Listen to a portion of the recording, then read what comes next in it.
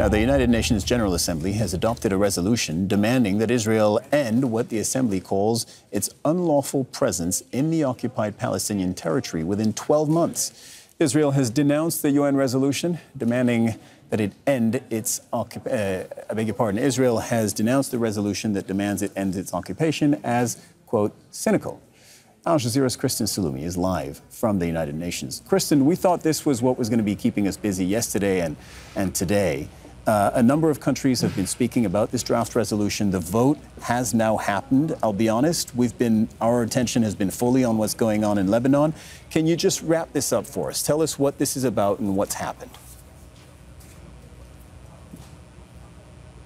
Yeah, so the resolution passed pretty overwhelmingly. 124 member states voted in favor, 14 against. That includes the United States, Israel, Hungary, and the Czech Republic.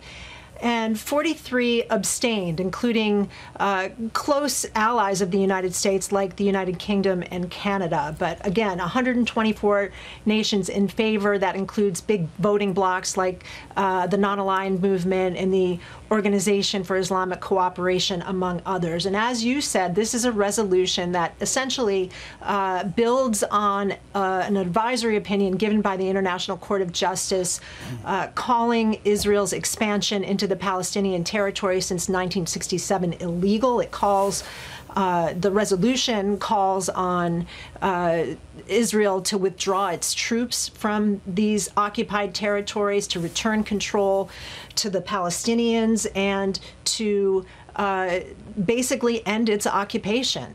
And this is, again, based on the ICJ's ruling. I think the most interesting comments we heard were from the abstentions, like the United Kingdom and Canada. They acknowledged their support for the International Court of Justice. The United Kingdom saying that any territory taken outside of a negotiated settlement is illegal, and calling on Israel to take concrete steps towards returning, towards negotiating a peace and returning control to the Palestinian Authority. But they said that the resolution went too far, that it was too one-sided, and because of that, they would not vote in favor of it. Kristen, we're going to show up on the screen again that big board of votes at the UN General Assembly, right? For viewers, if you're not familiar with this, what this is the list of countries that belong to the UN General Assembly, and this is how they voted. So all the green are the countries, I presume, that voted in favor of the resolution. Again, this is a resolution calling on Israel to end its occupation that has been deemed unlawful by the International Court of Justice, end its occupation of occupied Palestinian territories within a year. What's the number, and forgive me if you told me, what's the number, the final tally of the vote in favor of this resolution? Yes, 124 nations in favor, which is less than the 143 who voted to recognize Palestine as a full member state of the General Assembly, but still a substantial majority, and one that the Palestinians said they would be pleased with ahead of this vote.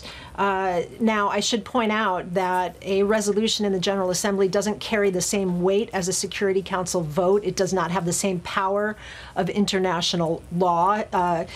But it carries a lot of moral authority. It shows what the world is thinking and where the world stands, and the fact that many nations are concerned about this ongoing conflict and ongoing occupation of these territories. I should point out that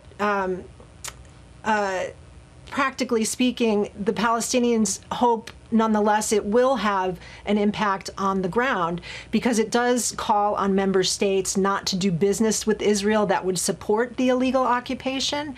And it also calls on the Secretary General to follow up within 3 months with reports on the implementation of this resolution. And so the Palestinians are hoping that that will keep the pressure on and make this more than just a statement, but lead to some concrete action.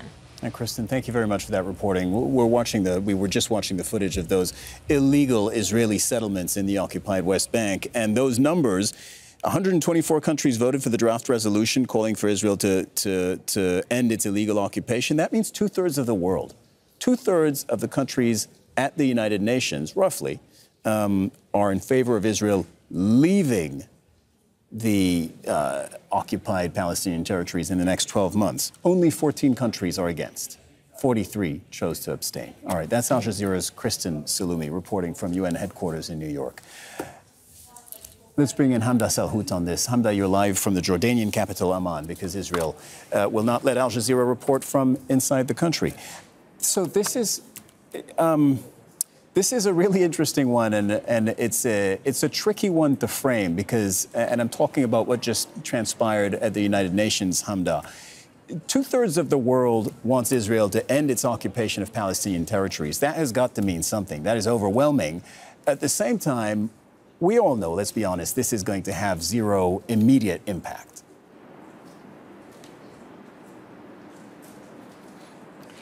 Well, zero immediate impact because Israel doesn't even acknowledge that it occupies Palestinian territory and the Palestinian people in general. These statements that are coming out of Israel, specifically from the foreign ministry, call this resolution, quote, fictional, one-sided, and distorted. So that just gives you an idea of where the Israeli headspace is here. The statement goes on to say that the Palestinian Authority needs to be de-radicalized if there is going to be any sort of peace, but that Israel reserves the right to do whatever it wants on its, quote, sovereign territory, and that includes, according to their statements, the occupied West Bank. These statements also go on to mention the October 7th attacks, but this UN General Assembly was about the occupation in a general sense, the occupation that has been going on for more than 76 years, that Israel is still in denial over. So the Israeli school of thought here, whenever there is any sort of UN resolution, is to say that the UN is biased, the UN is, quote, anti-Semitic. We have heard this repeatedly from Israeli delegates at the United Nations, and they often, in fact always, ignore whatever sort of resolutions come out of the United Nations, saying that they're one-sided, they're biased, they're based in a different reality. So nothing new here from the Israelis, but you can rest assured that this absolutely will not be implemented on the ground in the occupied West Bank, as Israel does not even recognize the results of this.